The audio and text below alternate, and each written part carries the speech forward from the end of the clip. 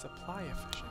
That's what I'm thinking, man. That's all Andre cares about. In the top left corner, someone who wasn't that supply efficient last game was MMA. He did his best, held out as long as he could, tried playing a Marine tank, although he did a little bit of a funky way to get there. He went Cloak Banshee into Marine tank instead of any kind of early Hellion poke. Wasn't that effective, and the Cloak did slow him down. We'll see what's going to happen here in game number 2, as MMA is currently searching for a team. The bottom left, we have from Team Gamma Bears, it's Sen, the best Chinese-speaking player mutually agreed upon by the community and by pro players alike.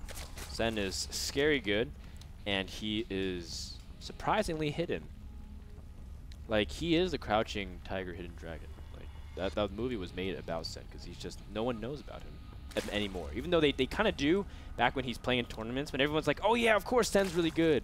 But every time, Andre, because once a month, there's always that thread that pops up on Team Liquid or on Reddit. Who do you guys think is the top foreigner in StarCraft 2? And everyone always goes through this, the usuals, you know, Nurchio, Stefano, Scarlet, Naniwa, Lucifron, Vortex, all these other people. And maybe some people throw in a couple like troll stuff. They're like, of course, it's one of the EG frat house guys, her. And then they always forget Sen. They always forget Sen. I forget Sen. I'm guilty of it too. This guy is a monster. How dare you? Sen, I will never forget about this guy. He was a legend in StarCraft Brood War, just to let you guys know. Everybody knew him in SCBW.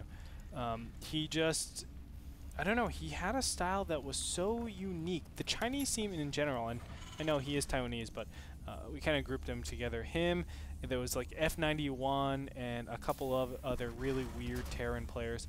But they really led the charge in terms of the foreign scene. Like, not a lot of players understood their style, and it made them so unique. But Sen was kind of like a crossbreed of foreign styles and sort of like his own plus the Chinese style. And he was the only person that can successfully do it. Like, he would do things in StarCraft that would blow your mind macro, and he would be able to micro at times where you really felt like he shouldn't be able to because his money was just so god dang low.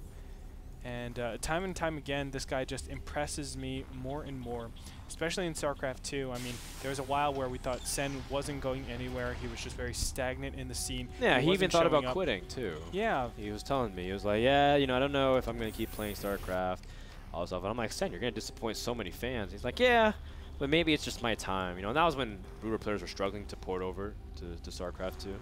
When Sen was staying at my house, he said, I'm only doing this for one more year. Yeah? It's been more than a year. Yeah. It's been more than a year. Yeah, he's still around. I knew he wouldn't. I knew it, Sen. I knew it. Is he kind of like NTT, always coming out of, like, pretending like he's going to quit and really doesn't? Yeah, man. He's a big drama queen. Aww. But Sen doesn't create drama, though. He just, like, he just wants you to be like, no, Sen, don't leave. Don't do it. That's all he wants. He's like, oh, okay. He's like, all right, just for you. Just for you. And he winks at you. And he rubs his belly. But pretty soon we're going to be like, no, Sen, don't do it. And be like, oh, please, like, anything but that.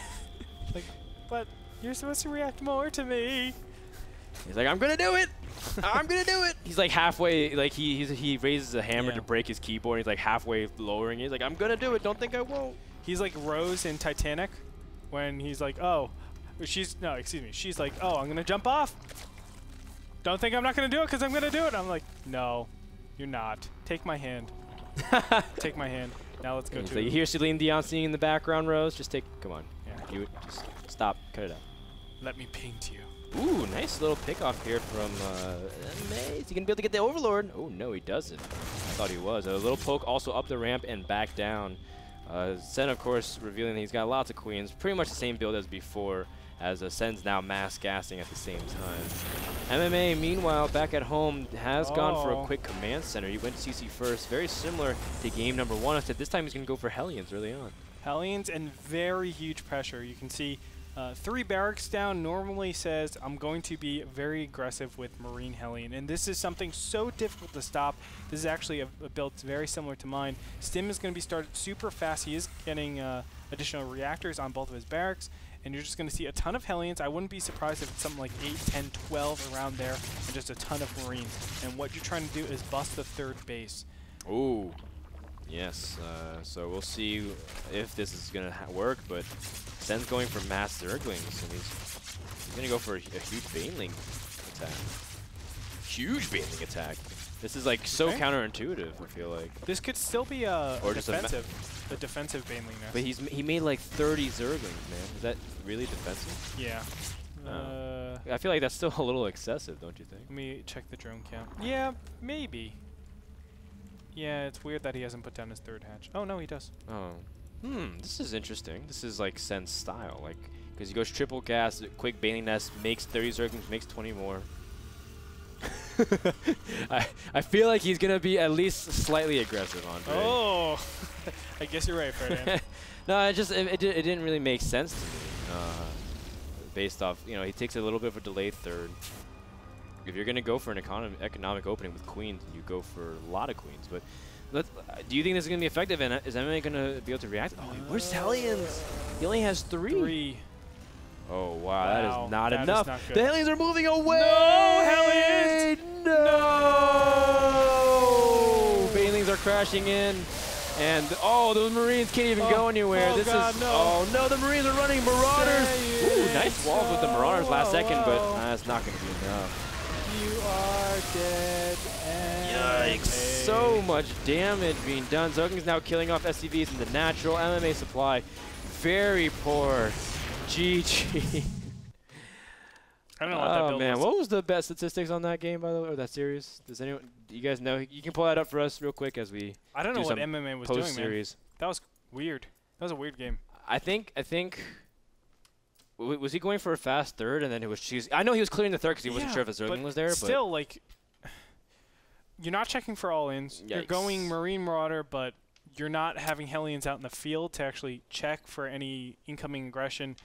It was a build designed to kill nothing and to basically punish nothing. I feel like it's like it was a very economic-centered. He went command center first. He did go command center first. And he was going to power up into more barracks. But you can go command center, 2 racks, command center. That's like powering, right? So for him to go such early barracks and not get a lot of Hellions, I don't know. I don't know what he was doing. Because you're not having the upgrade advantage. You're not having the unit advantage because without Hellions, Zerglings are empowered by an extreme amount. You're not getting starport super fast. You're not getting a 3rd command center super fast. I want to see MMA's build. So what do you really? I don't know. Well, I mean, only MMA knows. Well, maybe we'll never figure it out. According to the statistics, about 51% voted in favor of Sen. So it's actually it was 51-49. It could have gone either way, but congratulations to Trogdor. He's got the biggest bet. Trogdor, good job. Points. Me and Trogdor are like this, by the way. You picked Sen? Yeah. I think I picked MMA. I gave MMA. him bacon, too. I'm pretty sure I picked MMA. Actually, I've been getting more bacon. I started off at a -100 bacon because I broke the bot, and now I'm at -93. How do I 7 check people how are much giving me bacon. Have? Thank you. Thank you. I love you all. We Ah. also love Azo here at North American Star League, the best in monitor production technology. Check them out at azo.com. We'll be back with our last series of the day, as well as some other cool bonuses and treats. Don't go anywhere. TLO versus Enya when we return.